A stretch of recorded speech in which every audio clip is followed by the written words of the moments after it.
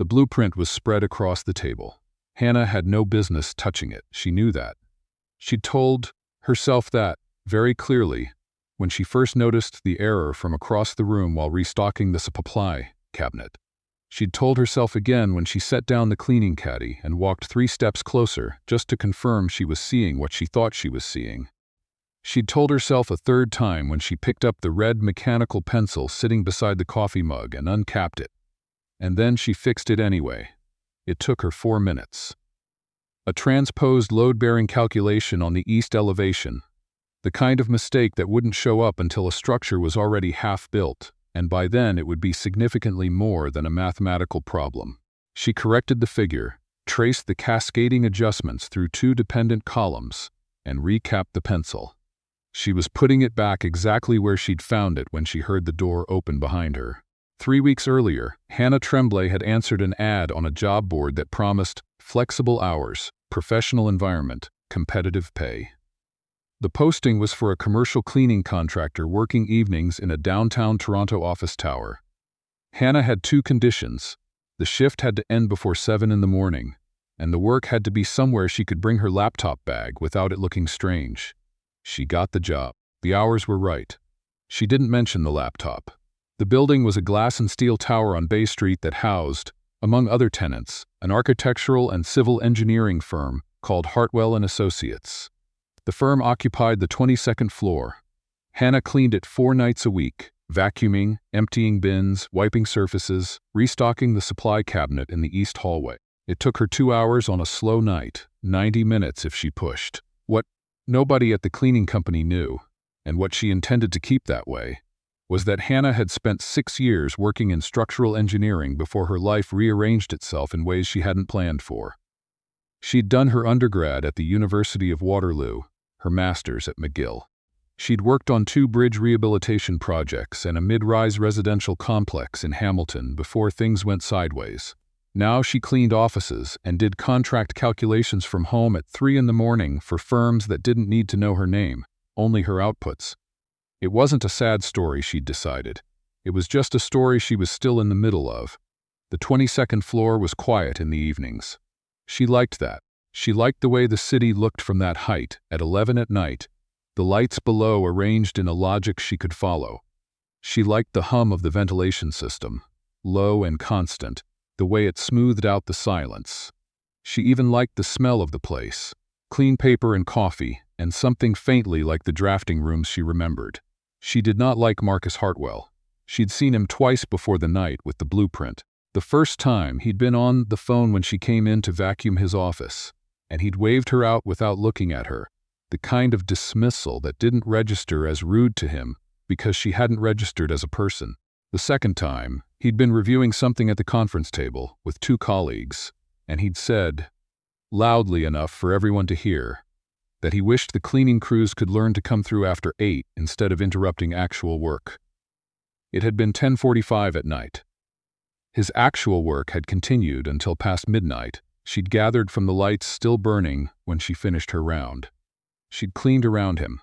She'd said nothing. She was good at saying nothing. What she was not as good at, what she had genuinely never learned to be good at, even when it would have made her life considerably easier, was walking past an obvious structural error on a set of drawings for a building that people would one day stand inside of. The door opened. Marcus Hartwell walked in holding a coffee and a phone, and stopped. Hannah did not move. There was, she'd found, a moment in situations like this when movement made everything worse. She stood beside the table with the pencil in her hand, his pencil, she realized, still uncapped from where she'd picked it up a second time in the process of setting it down, and waited. Marcus looked at her, then at the blueprints, then back at her. "What are you doing?" His voice was very quiet, which was worse than if he'd shouted. "I noticed an error in the east elevation calculation." She set the pencil down. "I corrected it." The silence that followed was the kind that has texture to it. "You." He stopped. "Started again. You corrected it. The load distribution on column E7 was transposed. The decimal was in the wrong place. It would have come through in the structural review eventually, but by then the framing would likely already be." "I know what it would have meant."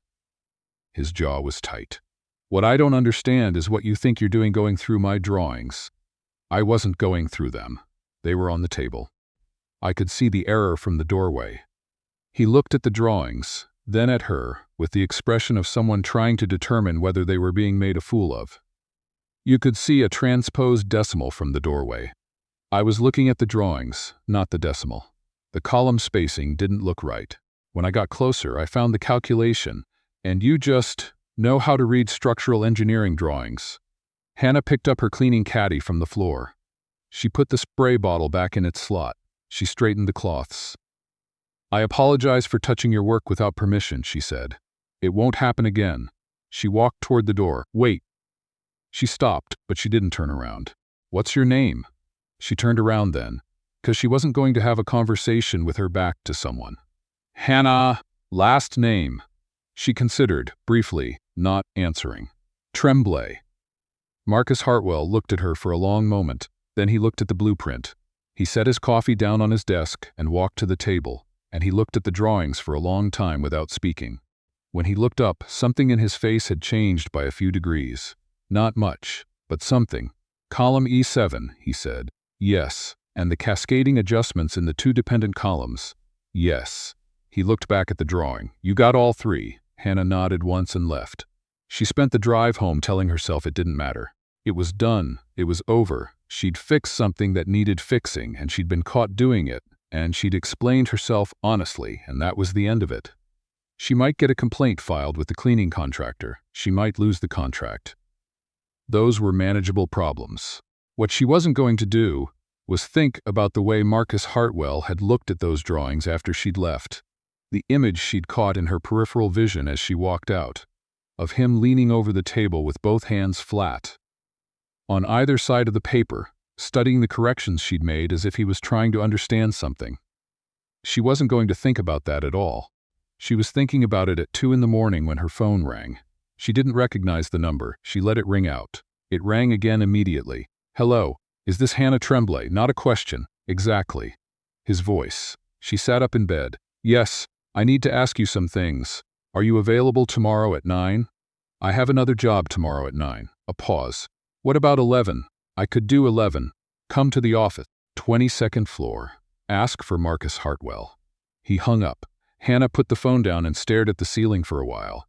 Her daughter, Lily, would be up in 4 hours, and Hannah needed to be functional when that happened. She needed to sleep. She didn't sleep.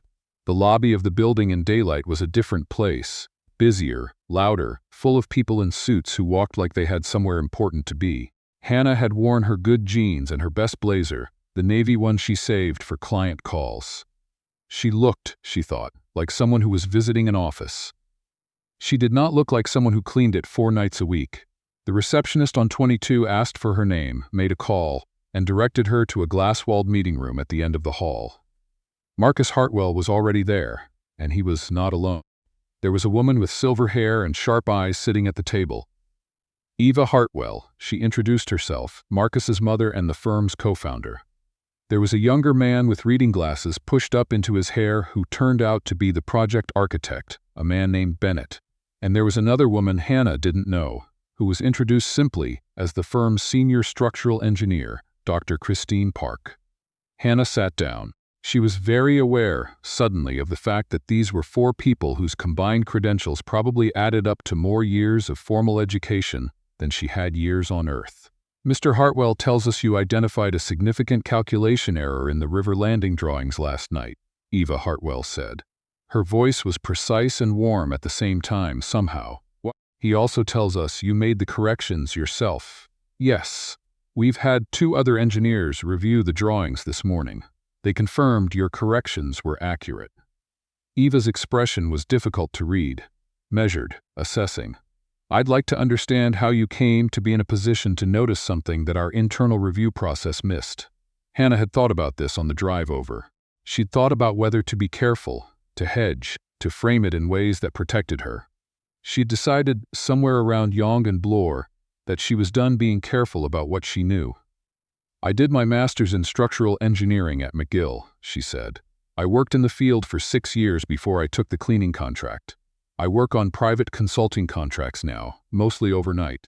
The Hartwell drawings were on the table when I came in to clean. The column spacing in the east elevation looked wrong from across the room because the proportions were off relative to the floor plan dimensions. I got closer to confirm and found the transposed decimal. Silence. Dr. Park had taken her glasses off her hair and was now holding them. Where did you work? After McGill. I started at Linden and Shaw in Hamilton. I worked on the bridge rehabilitation project on Highway 8 and the Dundas Mid-Rise before that contract ended. After that, I moved to a smaller firm in Waterloo. My daughter was born, and the hours at the firm were... She stopped. Reorganized. The situation changed. I transitioned to independent contract work. Why cleaning? Marcus asked. He wasn't being cruel. It was a genuine question which surprised her. The hours. I need to be home in the morning when Lily gets up for school. The contract work I do from home pays well, but it doesn't pay consistently. The cleaning schedule is stable. She paused. And I'm good at it. Something shifted in the room. It was Eva Hartwell who'd shifted it with a small, almost imperceptible relaxation of her posture. Dr. Park put her glasses back on her hair. We'd like to offer you a consulting engagement, Eva said. The River Landing project specifically, to start. Full review of the structural calculations, with compensation at the senior consulting rate. After that, we can discuss a more regular arrangement if it suits both parties. Hannah looked at her hands on the table. Then she looked up. I appreciate that. But I have one condition. All right, Eva said. I don't want anyone at the cleaning contractor to know about this arrangement until I've had a chance to sort out the transition myself. I don't want my supervisor getting a call from this office.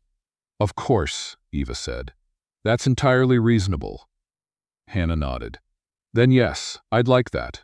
What happened over the next 3 weeks was difficult to describe cleanly. Hannah came back to the 22nd floor in the mornings now, not the evenings. She sat in the meeting room with Dr. Park and reviewed the river landing drawings, with a precision that left Bennett, the project architect, visibly uncomfortable on at least 2 occasions. Not because she was difficult, but because she was thorough in the way that made you realize you'd been less thorough than you thought. Marcus Hartwell came and went. He did not treat her badly. He did not treat her particularly well. He was professionally neutral in the way of someone who wasn't sure yet what category she fell into. Hannah did not require a category. She did the work. She was very good at the work. She'd forgotten, or maybe suppressed, how much she loved the actual work, the logic of load and weight and distribution. The way a building was essentially a very long, very elegant argument about where forces go. She'd missed it, she realized, more than she'd let herself admit. She also kept the cleaning contract for 3 more weeks because she'd told herself she would give notice properly and not just vanish. Her supervisor, a man named Gerald who was kind and wore the same gray jacket every day, was confused when she handed in her notice but wished her well. She ran into Marcus in the elevator on her last night. He was heading down. She was heading up for the last time to collect the things she'd left in the supply cabinet. A good quality mop head, a brand of spray she'd bought herself because the contractor's brand left streaks. He looked at her cleaning uniform, and then he seemed to realize what night it was. Last shift, he said. Yes. He nodded. The elevator moved. I owe you an apology, he said at the 14th floor, for how I spoke in the conference room that night, 3 weeks ago, when I told the team the cleaning crews should come through later. Hannah looked at the elevator doors. You didn't know I was standing in the hallway. That doesn't change it. She looked at him then. He was looking at the doors too, and she could see, in profile, that he meant it. It wasn't a prepared apology. It was the kind that cost something. Accepted, she said. For what it's worth, the comment about the hours was legitimate. I did find the work easier when the offices were emptier. He almost smiled. Not quite. But almost. Hannah, he said, as she stepped off on 22. She turned. The river landing calculations. We've been in this industry for 18 years, and we missed what you saw from a doorway. He paused. I don't think you know how rare that is. The elevator doors closed between them.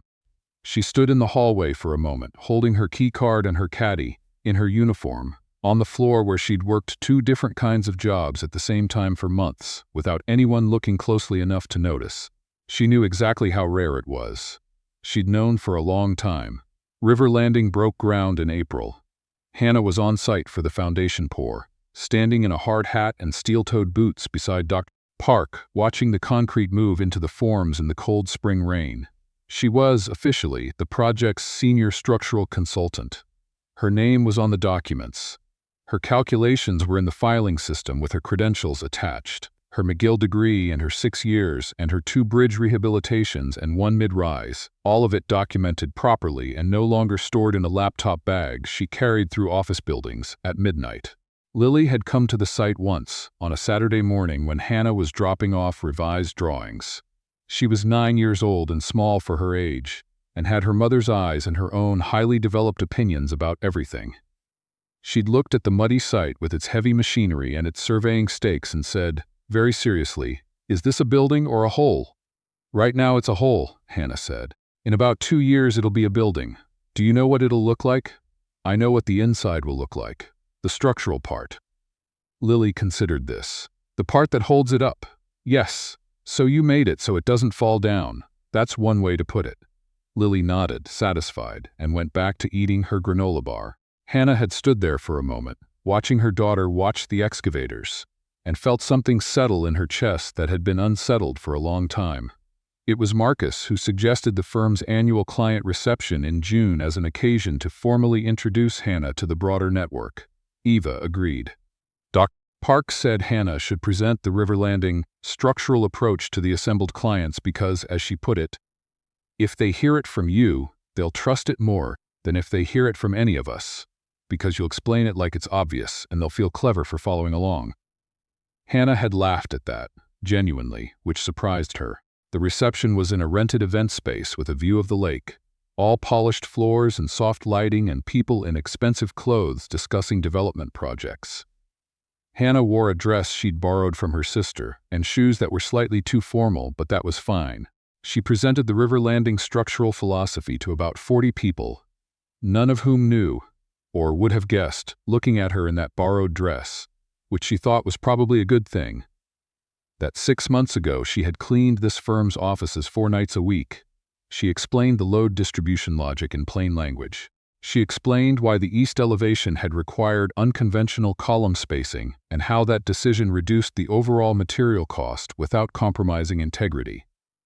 She explained it the way she'd always explained things, which was the way Dr. Park had described, as if it was obvious, because to her it was, and she'd found that people generally rose to meet you when you treated them as capable of understanding things. When she finished, Marcus Hartwell, standing at the back of the room, started clapping first. He wasn't the loudest. Eva Hartwell, near the front, was enthusiastically causing a scene in the way of someone who'd founded something and watched it work. Dr. Park was smiling with her arms crossed, which Hannah had come to recognize as her highest expression of approval. Bennett had taken his glasses off his hair and was using them to gesture approvingly, which meant nothing structurally but felt nice. Marcus was clapping steadily and looking at her with an expression she hadn't seen on him before. It wasn't the professional neutrality of the past months, and it wasn't the tight-jawed confusion of the night she'd stood at his table with the red pencil. It was something quieter and more direct than either of those things. After, when the crowd had reorganized around the food in the bar, he found his way to where she was standing near the windows looking at the lake. "How did that feel?" he asked. She thought about it honestly. "Like remembering something I already knew." He was quiet for a moment. "I wanted to ask you something, not professionally." Hannah looked at him. "I wanted to ask if you'd like to have dinner sometime."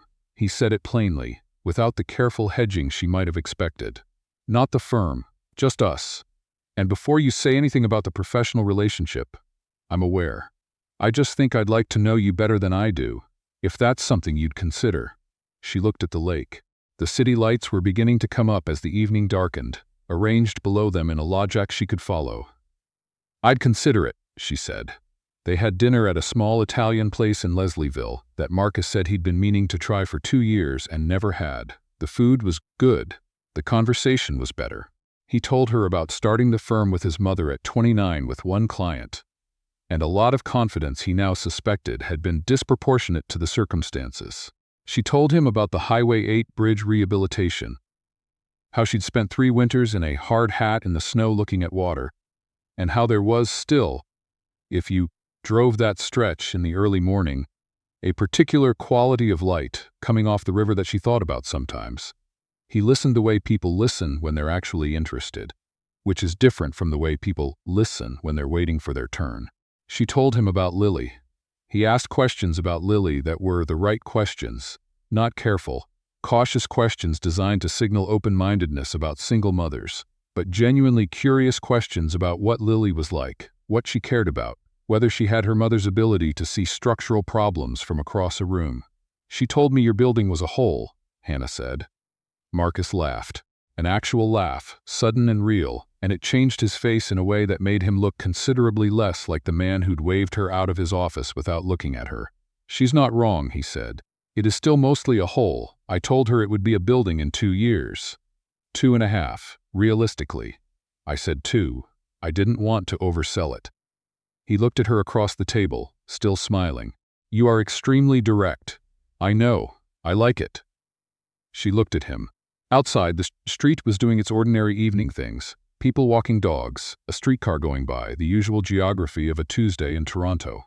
She'd had, over the past months, many occasions to revise her understanding of Marcus Hartwell, and she thought she was probably still in the middle of that process, which was all right.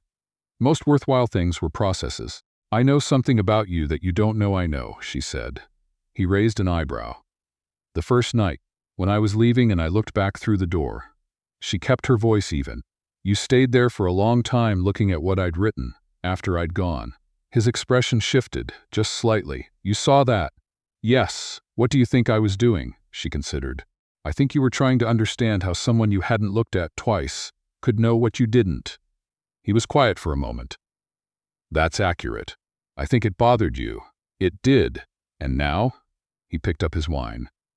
"Now I think it was the most useful thing that's happened to me professionally in about 5 years," he said.